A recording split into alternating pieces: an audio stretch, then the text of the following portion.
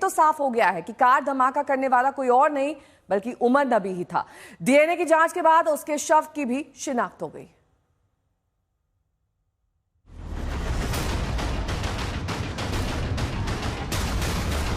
मारा गया दिल्ली ब्लास्ट का गुनहगार उमर नबी।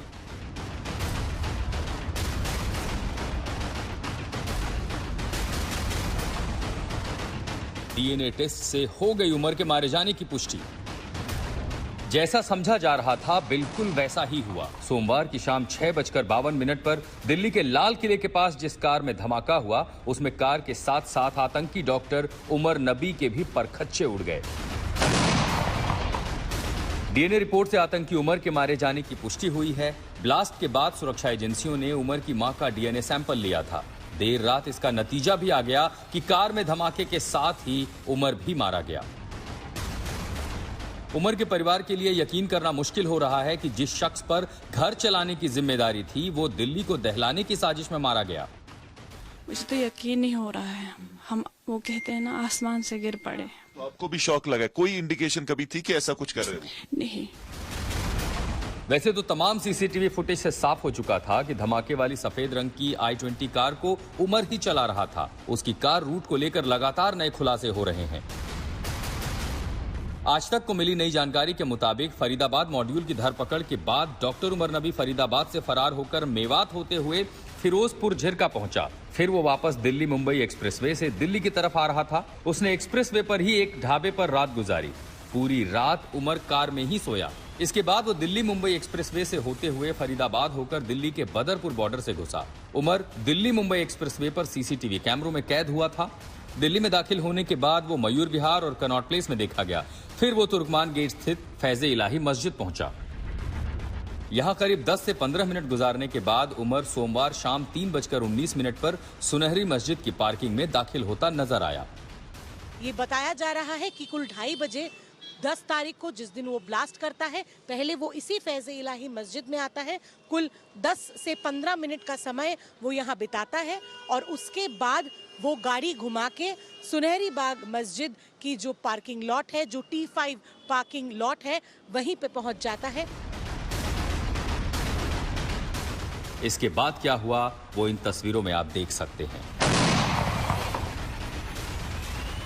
श्रेया चैटर्जी के साथ अरविंद ओझा, दिल्ली आज तक।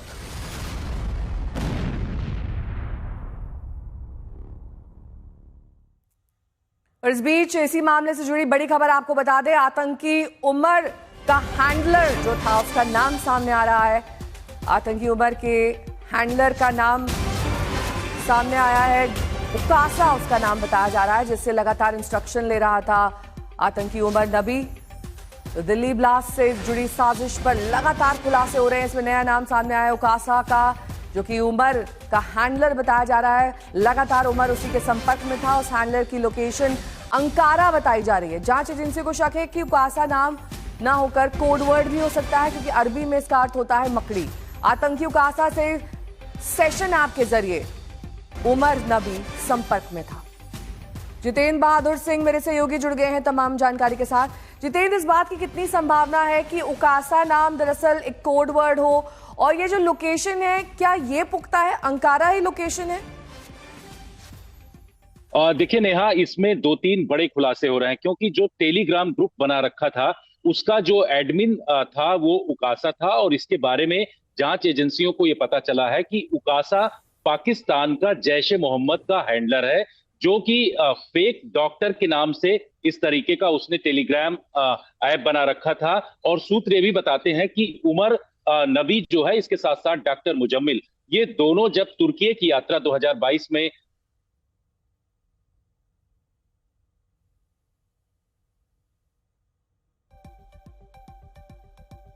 तो आपको बता दें कि उमर नबी लगातार अपने हैंडलर उकासा के संपर्क में था, जिसकी लोकेशन अंकारा बताई जा रही है। हालांकि जो अभी संवाददाता जानकारी दे रहे हैं कि हो सकता है ये पाकिस्तान में बैठा हो और कुछ कोड वर्ड्स के जरिए अपने नाम को दूसरा नाम देकर लगातार उमर नबी के संपर्क में हो। उमर नबी इसी से इंस्ट्रक्शंस ले रहा था, लगातार इसी के निर्देश पर काम कर रहा था।